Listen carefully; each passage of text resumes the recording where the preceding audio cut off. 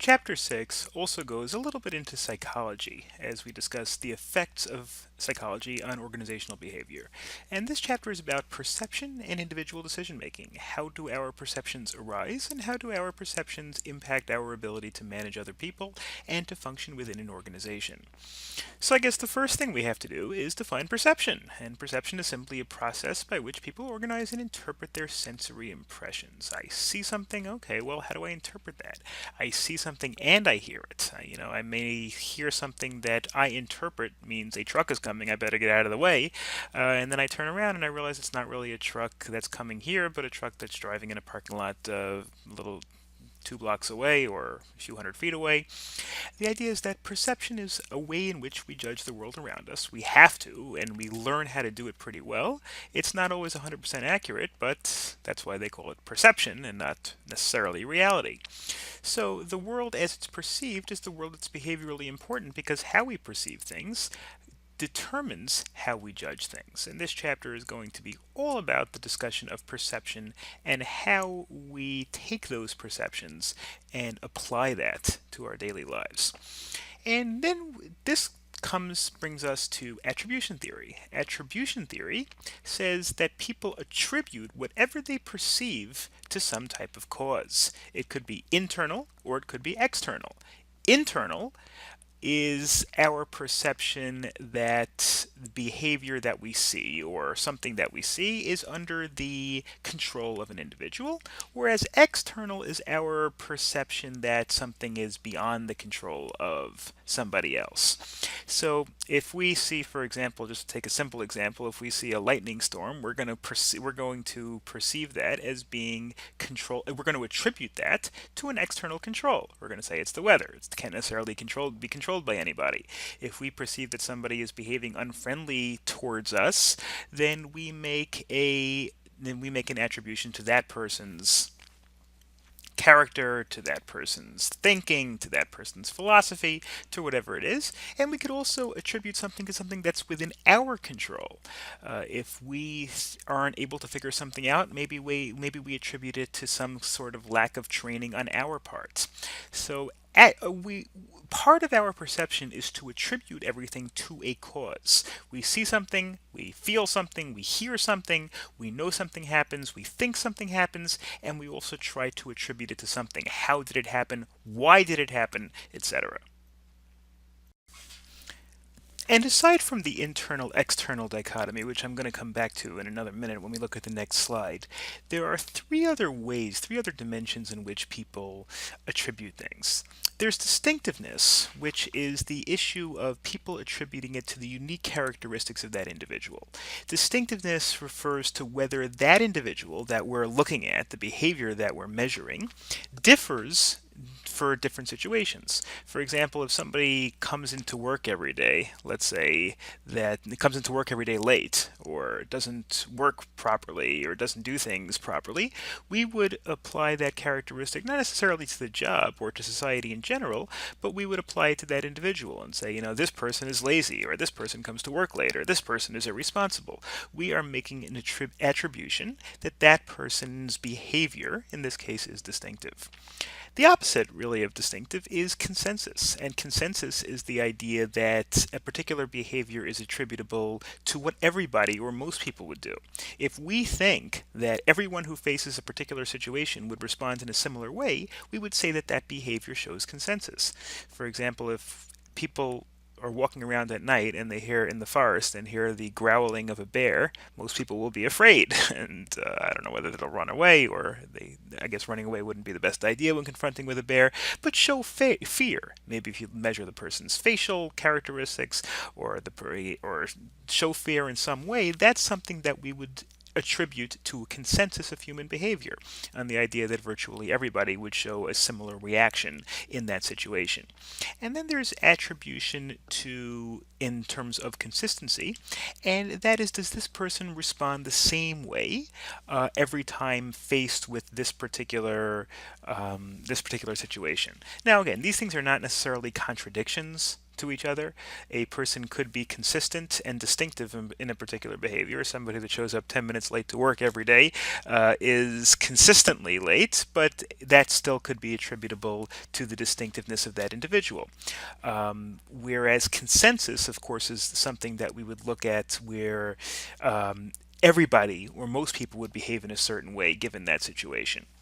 And you can also look at these three things based on external cause or internal cause. The external cause, again, as we discussed before, is when we're blaming it on some environmental constraint. Blaming it on, I don't know, I want to say blame, but we're attributing the behavior, whatever it is, to some sort of external cause as opposed to internal cause. External cause, an example, if you get into a car accident, the driver is probably going to blame it on an external cause, saying, well, it was because the road was slick and, or my brakes were bad or something like that. Whereas an internal attribution would be where if the driver were to say, I made a mistake or I'm a bad driver.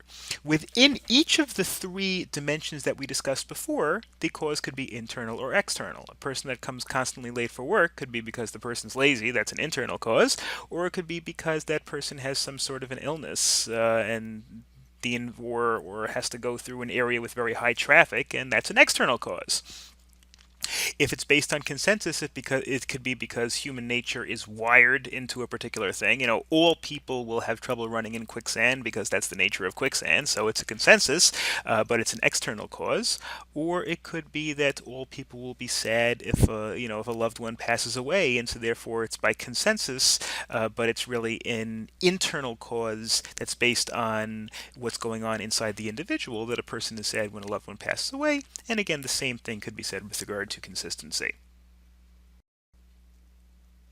So that brings us to the question of when attribution is positive and when attribution can lead us astray a little bit. Now, we all attribute things. We all have perceptions and we all attribute behavior to something almost automatically, so you can't just say that attribution is a bad thing. But when we do attribute causes, we need to watch out for common attribution errors. And here are some examples. Fundamental attribution error, which is the tendency to underestimate the influence of external factors and overestimate based on internal factors. If we see somebody behaving in a bad or rude manner, we automatically maybe think, well, that person's a rude person, but we maybe underestimate external factors. The person had something sad happen that day. The person didn't have enough carbohydrates in the morning. The person didn't have their coffee. Whatever. These are all external factors that we kind of minimize. We like to blame or praise the individual. In sports, they have that. As an aside, where when a team wins, very often they'll say, "Oh, well, the quarterback was so great," when in reality it had a lot to do with the rest of the team. It had a lot to do with the environment. It had a lot to do with luck. And people tend to poo-poo and downplay those other factors, whereas they tend to give a lot of credit or a lot of blame to somebody who's perceived to have control over everything when they really might not. There's also the similar bias that's self-serving, which is when individuals overestimate their own internal influence and successes and overestimate external influences and their failures. The reason why my company did well is because I worked so hard and I thought so well and I'm so talented and I'm so smart. The reason why my company failed is because the credit market was bad and the customers didn't pay and people conspired against me. Nothing wrong with this. I mean, that's obviously something we want to try to avoid because it doesn't yield very useful information, but unfortunately this really is human nature. It does also depend on whether the society is more individualistic or more group-oriented, but still that fundamental self-serving bias pretty much exists no matter where you are. Then we use shortcuts. We use what is sometimes referred to as thin slicing, where we, rather than taking the time and energy and effort to make adequate judgments or proper judgments, well-established judgments with other people, we kind of take quick snippets of information and use those to make judgments. And some of those fallacies include the selective perception, which is a perceptual filtering based on interest, background, and attitude. People that have similar interests, similar background, similar attitude to us, very often we perceive more favorably, even though that's not necessarily warranted. Then there's the halo effect. Somebody could be good looking, or somebody could be nice, or somebody could have a good personality, and because of that, we attribute good things to the rest of that person's behavior and the rest of that person's characteristics, even though they might not have anything to do it. Somebody who looks good, you might think, well, that person, you might take what that person says and give it more respect just because the person is good looking, when obviously whether the person is good looking has nothing to do with whether what the person says has any value. Then there's the contrast effect, which is our reaction influenced by others that we have recently encountered. If we've read the news and we've seen that the unemployment is down and the economy is good, then the fact that one person doesn't have a job, we might look at it and say, well, there's probably an internal factor. Maybe the person doesn't have the talent or drive. Whereas if we read the newspapers and we see that the economy is bad, we might attribute it to external factors, saying, well, it's not the person's fault, it's the economy's fault, when in reality, again, these shortcuts aren't always necessarily bad, but the shortcut doesn't take into account everything else that we might have to look at. And then, of course, we also stereotype, which means judging somebody on the basis of the perception of the entire group of people that person belongs to, rather than looking at the person as an individual. And decision making is to a large degree based on our perceptions. Decisions can be based on a lot of thought, but very often they're at least influenced by our perceptions. Our perceptions tell us that a problem exists, evaluate the problem, and even form conclusions. There's a book that I actually wanted to that I read a little while ago. Let me show you the cover over here, by Malcolm Gladwell, called Blink. And if you're interested in these concepts, and it's a fascinating area, this book really deals with this concept of thin slicing and delves much deeper into what we're going to cover in the next 5 or 10 minutes, all about thin slicing information. Thin slicing is really taking a very small piece of information and drawing a much broader conclusion from it. And if you think that sounds like a bad idea and you should use very careful decision making when you do everything, just realize that virtually everybody actually uses thin slicing. It's just a question of how much you use it and whether you combine it with other things that to make your decision making a little bit better. Theoretically, the best way to make a decision would be based on the quote-unquote rational decision-making model, which a person, every time you have a problem, and problems could be as little as there's a deer in front of you on the road and you want to avoid it. It could be as complex as you don't know where your family should live, or you don't know whether to take another job or go to school. But theoretically, all decision-making could be made on the rational decision-making model, which means identify the problem, identify the criteria, allocate weights to the criteria. In other words, what's important to you? Is it important to have more space for your family? Is it important to have a lower mortgage payment? Is it important to be within walking distance of shopping or schools or whatever it is? And then develop the alternatives, figure out what your options are, evaluate the alternatives, and select the best alternative. Now, we may actually do that once in a while when it comes to very important decisions in our lives. We don't usually do it on a day-to-day basis because this model assumes, in order for this model to really work or have any possibility of working, it assumes complete knowledge of the situation, that you know all the options in an unbiased way, and that whoever's making the decision, the decision maker, seeks the highest utility. In other words, the most efficient outcome, which is we don't always think about things that deeply. So that brings us to the way that people actually make the way in which people actually make their decisions, and that's based on this idea of bounded rationality. We have limited information processing capability. We're not computers. We can't process a million bits of information a second like some computers can. We cannot assimilate all possible information in order to make our decisions. So therefore, we kind of get enough information to be satisfied on a personal level that our decision's okay. The information that we get, they satisfice. They're enough. They're not optimal. They're not 100% of all decisions, which is this idea of thin slicing, which is based on the idea that people make decisions based on only a small amount of information. And very often thin slicing And bounded rationality can be effective because you don't necessarily need all of the possible information, and sometimes you can pick up in a second or two or in a few minutes, you can pick up 90% of the information that you're really that's really going to be relevant to you. So, and we have no choice. It's not like we would be able to take in all the information into account in every decision. If we're deciding whether to go to Target or Walmart, we're not going to sit there for 2 hours and in order to get every piece of information, we're just going to make a quick decision in our head. In our minds, we might think, well, Walmart's a little cheaper, but the lines are a little longer, and which is more important to me now, is time or money? And if we think time is a little more important, maybe we'll go to Target. If we think money's a little more important, maybe we'll go to Walmart. But the point is that we make our decisions quickly based on a limited amount of information. Decision making in this process is simpler than rational decision making because you simply limit the search for criteria and alternatives, limit the review of alternatives, and select the first alternative that's good enough. If you're talking about that store example, we don't necessarily have to consider going also to Costco or Kmart or whatever other stores there are out there because we figure, okay, Target's good enough and I'm not going to worry about the rest. And that's the alternative to rational decision making. At least you're looking through the criteria. You're not looking through all possible aspects, but you're looking through enough to make a rational decision, which a lower level of decision making, which people still do, me, is this idea of intuitive decision making. And this is almost an unconscious or a non-conscious process based on distilled experience.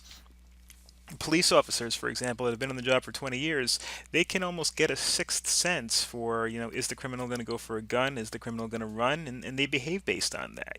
Whether to draw their weapon, whether to chase the criminal on foot, exactly how to do it, whether to call for assistance. These are all things that are done on almost a subconscious level because we get to see something so many times that our brain can process it almost faster than we can actually think about it and go through the rational decision-making process. And that's why, of course, this increases with experience and can be a powerful complement to rational decision making because we get a gut feeling. Sometimes teachers will tell you on tests, go with your gut feeling unless you know otherwise. If you see the answer and you think the answer is C, write C and don't change it unless you have a really good reason to change it because our gut feeling can encapsulate our experience.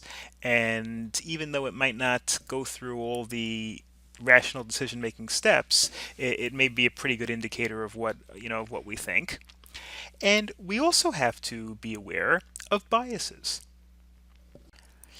Biases are something that we need to almost fight when we're talking about managing an organization or very often even managing our personal lives because we all have biases and biases can distract us from getting real answers to a particular problem. Overconfidence bias. Managers and employees and people in general very often they think they are better than they are. You're interviewing people for a job.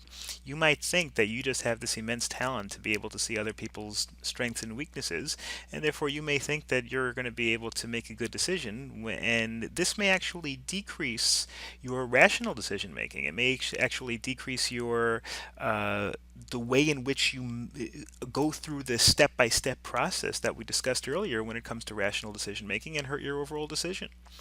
That's the overconfidence bias, trying to make sure that we don't think that we are better than we are. So to have more of a process in the decision making in the decision making. And as people become more knowledgeable, they're less likely to display overconfidence, maybe because they know that it's very complex and they're more easily able to subordinate their own impressions from what they might see in the decision making process. There's anchoring bias, which is a tendency to fixate on the initial information and fail to adjust to subsequent information. I see that all the time. If I'm researching something, the first article I read, they might be very convincing, and the second article, which has the exact opposite, might also be very convincing, but because I read the first one first, I kind of made up in my mind that the first one was right, and the second one might be just as convincing, but it's harder to kind of displace that initial opinion. They say that's why when children are taught things when they're young, it's much harder to overcome them later on because you have that anchoring bias. People grow up believing something or thinking something and then to tell them that it's not true, or to tell them that they should think about things a different way, or judge people in a different way. It's it's very difficult to overcome this anchoring bias. Then there's confirmation bias, in which we want to have made good decisions. If I were deciding whether to buy a Chrysler or a Toyota, and I decide that I'm going to buy a Chrysler, and then I go ahead and do it, and then later on I see a Consumer Report special saying that the Toyota, was a better car, I might say to myself, well, it was more expensive, or the Consumer Reports didn't really do enough research, or I would kind of figure out a way to only look positively at evidence that what I decided was correct, rather than at evidence that says that what I decided was wrong. People have a bias to try to confirm what they've already thought or what they've already decided. That's a very important fundamental fact about human nature. To convince somebody that they're wrong, or even for a person to convince themselves that they're wrong, is very difficult. It happens, but it's certainly a lot easier to give somebody evidence that they're right than to give somebody evidence that they're wrong. There are some other biases over here. There's availability bias, basing judgments on information that is readily available.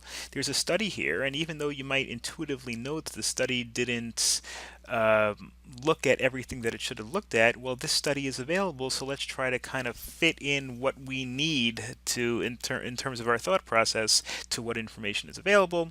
Escalation of commitment. The doubling down effect, as they say, borrowing from gambling.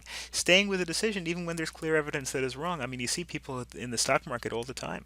Somebody buys a stock for $20 and it goes down to 15. People say, well, I bought it, I might as well hang on to it, and I want to make my money back. I want to. That of course is a fallacy, because what you bought it at, or whether you already bought it, is irrelevant. Right now it's worth 15, and you should sell it if you think it's going to go down, and buy it and don't sell it if you think it's going to go up, or even buy more. But people have a bias to double down on what they've already committed. I've already committed to it, let's put more. I hate to keep doing the sports analogies, but this happens all the time in sports. They pay a third baseman $10 million, and the third baseman is hitting 200, and they don't want to release the third baseman because we've already paid $10 million.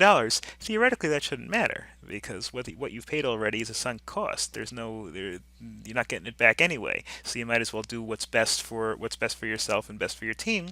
But people like to try to escalate, to double down on whatever they've already committed. It's a psychological bias. Risk aversion. People don't like risks, all else being equal. You have two decisions. This is very, very heavy in finance theory and stock market theory, based on the idea that stocks that are more volatile, even though their average value may be the same, you might have two stocks that are worth 100. One fluctuates between 90 and 110, and the other fluctuates between 50 and 150. People are going to, generally speaking, be less likely to buy the one that fluctuates more, because people are risk averse. There's also hindsight bias, and that's the idea that after it's over, then you think, oh, well, I knew that was going to happen, or I could have predicted that was going to happen, when before it happened, you really had no idea. We have a bias based on the way we know something worked out. We look at that decision that we made originally and say, oh, well, that was a good decision, or that was a bad decision. A decision might have been a good decision even if it turned out bad because of external influences, or it might have been a bad decision even if it turns out good. But we have a bias to look at what actually happened in order to help us make a determination as to whether it was a good decision. And we may apply that to next time, even though we're not thinking through all the same factors. Now, with these concepts in mind, let's go through some of the organizational behavior specific aspects of perceptions and decision making. And I'm linking them together, of course, because perceptions influence and very often control our decision making.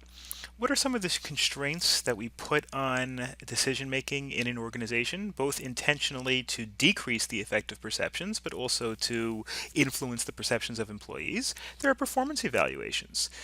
We have supervisors of employees write out how the employee is doing and in what respects. We have reward systems to give some benefit to people who excel.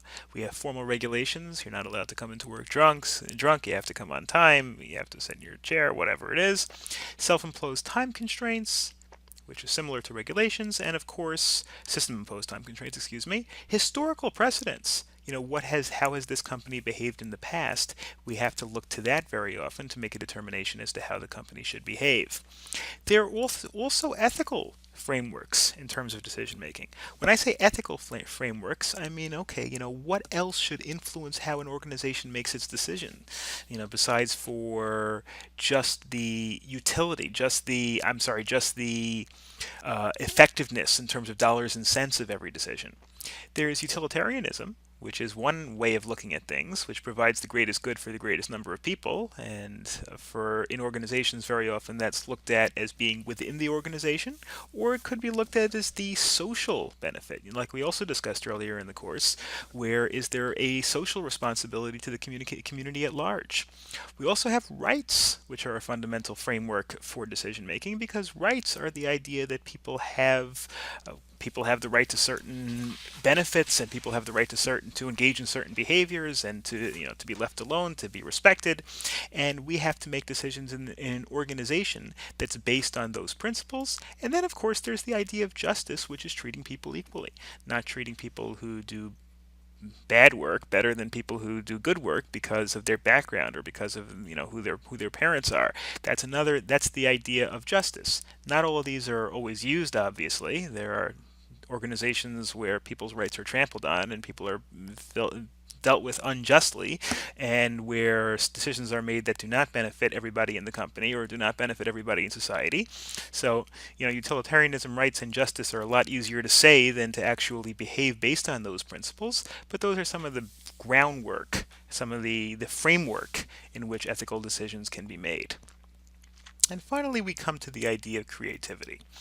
Creativity is the idea of the employees within an organization or the managers within an organization coming up with new solutions to problems that other people might not have thought of or been aware of.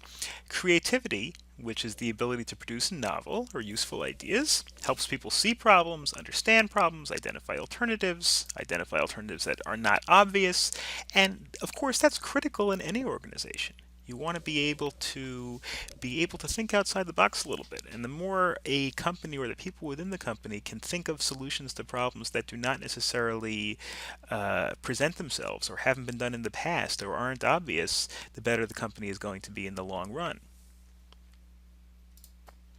Here is just a little chart in terms of why do people behave creatively? Well, because they have the potential in and of themselves. They have an environment which fosters creativity, which doesn't punish bad decisions. And they engage in the creative behavior, which formulates the problem, gathers information, figures out ideas, maybe you figure out many different ideas, and evaluate those ideas. And then the hope is that the final idea will be both novel, it will be new, and it will be useful. That's the idea of any creativity. And again, one step in terms of creativity is to not be afraid of failures, not be afraid of bad ideas. I've heard other studies or discussions about failure is really what breeds success. Because if you're afraid to fail, there are all sorts of legal doctrines that are based on making sure that people are not afraid to fail. There's the business judgment rule, which says you can't sue successfully a board of directors that makes a decision just because it turns out badly. And this is based on the idea that you want people to not be terrified of failing. Obviously, failing is not a good outcome, but because you're willing to take more risks and engage in behavior with a higher upside if you're not terrified of failure and if you're willing to fail a few times. Most people who have succeeded big failed a couple of times to begin with.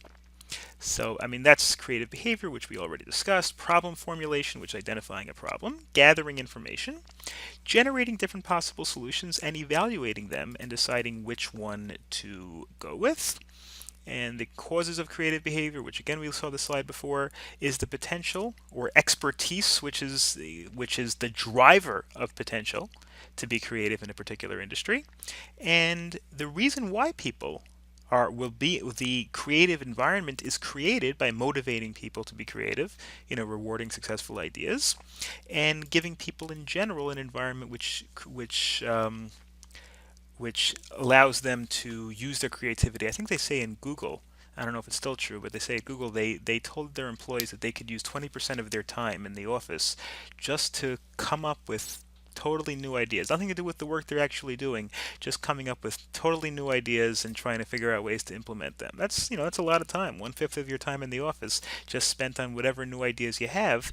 They're trying to get people to be creative and come up with new great ideas, and many Google ideas were born off of this sort of thing, of this sort of creativity.